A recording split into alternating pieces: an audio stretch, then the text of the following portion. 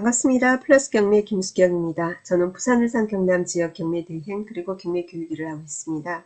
오늘은 제가 있는 부울경 쪽 말고요. 세종시 근린상가 한 건 보려고 합니다. 나름 수익률 좋아 보입니다. 그래서 소개를 드립니다. 현재 진행 중인 물건입니다. 저는 늘 이제 진행 중인 물건을 소개를 드리고 있습니다. 1월 18일 날 입찰 날짜 잡혀 있고요. 대전지방법원 본원 사건이고 2020 타경의 7590입니다. 사건 번호 그렇게 되고요. 자, 그러면은 입지 한번 보도록 하겠습니다. 입지부터 한번 볼게요. 세종시 지도 열어봤습니다. 위에 주소도 나오고 사건 번호도 있으니까 여러분이 한번 세종시에 대해서 쭉 열어보시고 입지 분석도 한번 해보시고요. 뭐 여기도 역시 다 아파트로 다 둘러싸인 곳이죠. 여기 아파트들이 거의 2014년 여기 상가도 그렇고 그 정도의 보통 입지도를 했을 겁니다. 자, 여기 보면은 1359외 1필지라고 되어 있습니다. 그래서 여기 보면은 이렇게 되어 있죠. 빨갛게 그래서 네모나게 여기다 하는데 1359번지가 이렇게 네모나게 요 지번이에요. 그래서 두 필지거든요. 필지가 하나 더 있어요. 그래서 요렇게 됩니다. 건물이 요런 모양으로 이렇게 되고요. 그리고 경매에 나온 사건은 3층의 요 각지 요 부분입니다. 로드뷰를 한번 보도록 하겠습니다. 자, 이게 로봇이 지금 이 앞을 맞은편을 보고 있어요. 맞은편 상가들의 모습입니다. 거의 다 비슷한 거죠. 높이도 똑같고 규모도 거의 비슷하고 보통 1층에 들어오는 업종들은 뭐죠? 뭐 테이크아웃 커피라든가 부동산이라든가 그리고는 간단한 뭐 편의점이라든가 뭐 화장품 가게도 보이고요.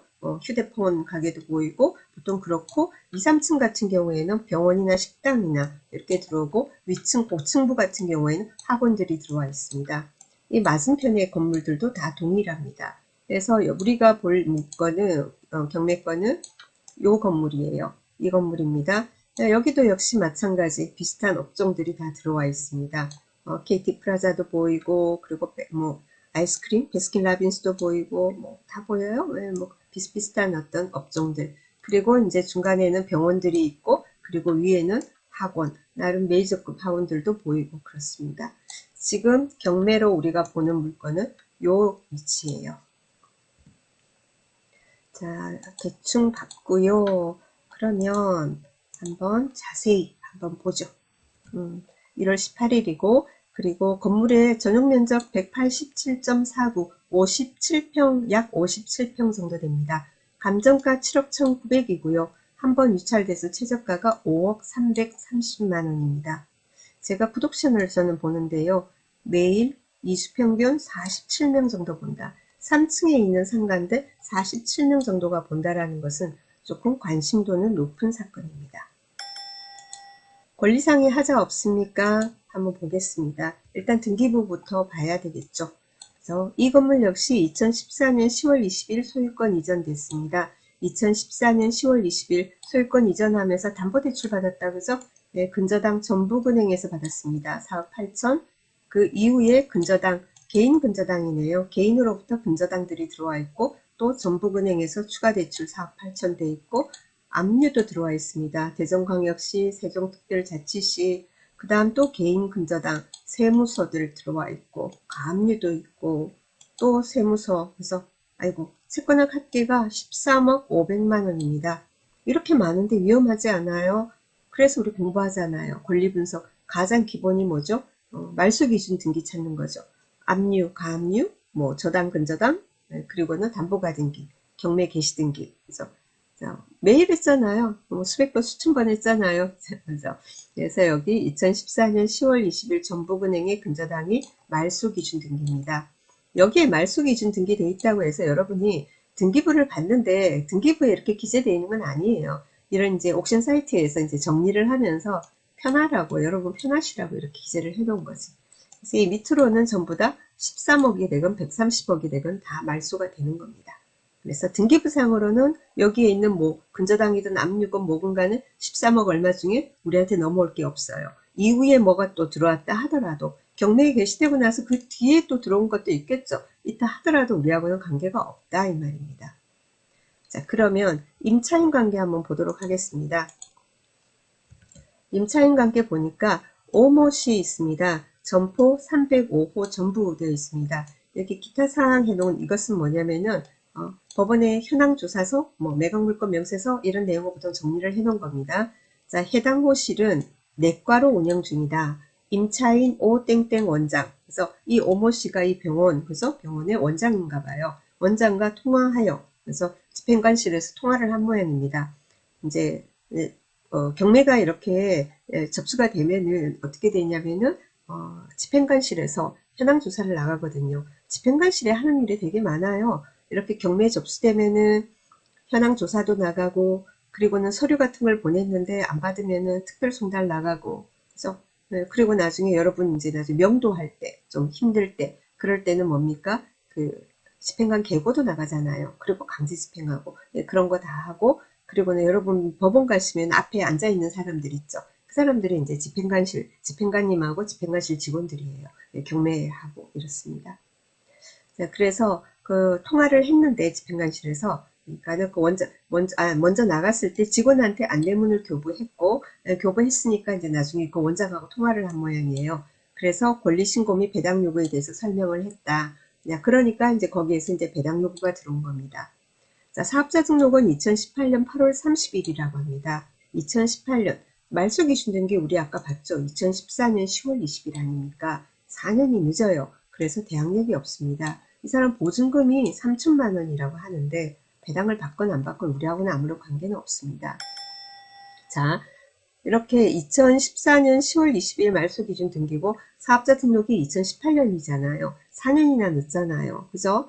자, 이런 이제 후순위 같은 경우에는 자기들이 기대할 수 있는 건 임차인들이 뭡니까? 소액 임차인 최우선 변제나 아니면 확정을 받아가지고는 우선 변제권에 의해서 받거나 두 가지 중에 하나가 돼야 되는 겁니다.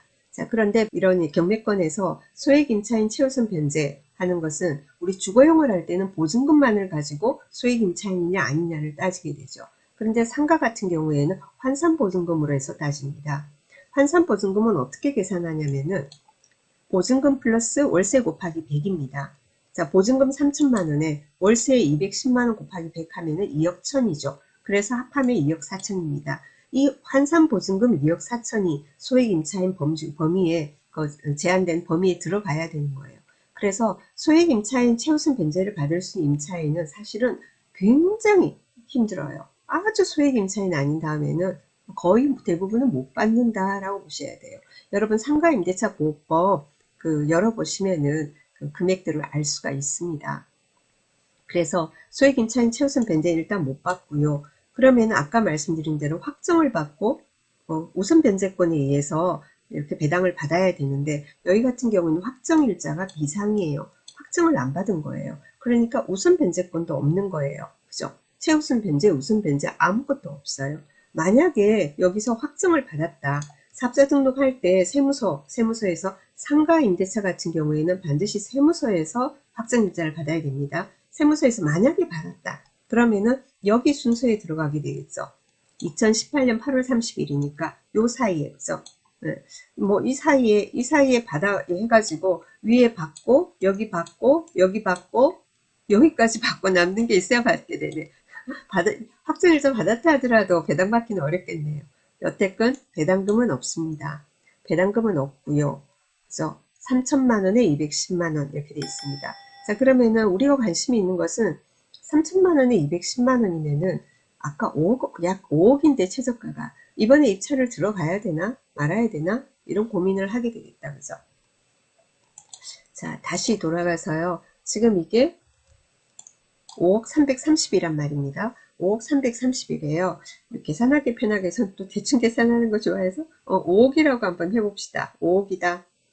5억에 대해서 아까 보증금이 3천이었죠. 동일한 조건으로 계약을 한다고 한번 해봅시다.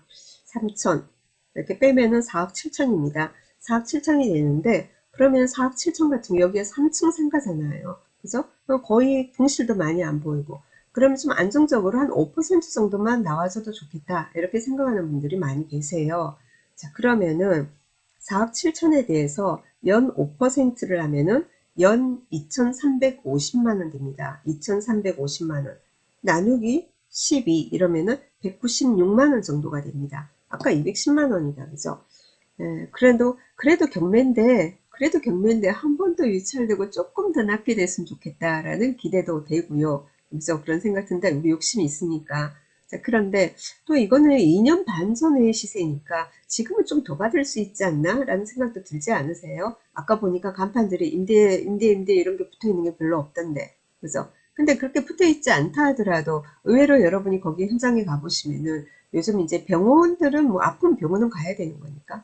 근데 어떤지, 지금 상황이 어떤지, 실은 붙어 있지는 않지만은 공인중개사 사무소에 매물로 나와 있는 그런 물건도 있을 수 있어요. 그러니까 현장 가서 조사를 한번 해보시기 바랍니다. 지금 이대로 임대료가 나온다.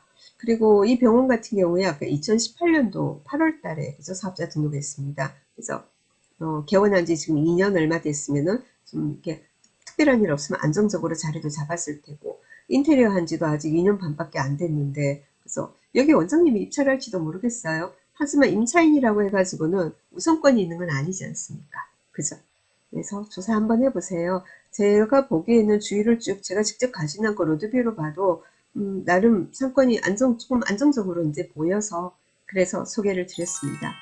예, 이런 물건들을 골라서 제가 매주 한 번씩 제가 저희 멤버십에 보면은 추천 물건 회원하는 거 있습니다. 월 3만 원인데 매주 라이브로 2시간 반 정도 강의를 하고 있습니다.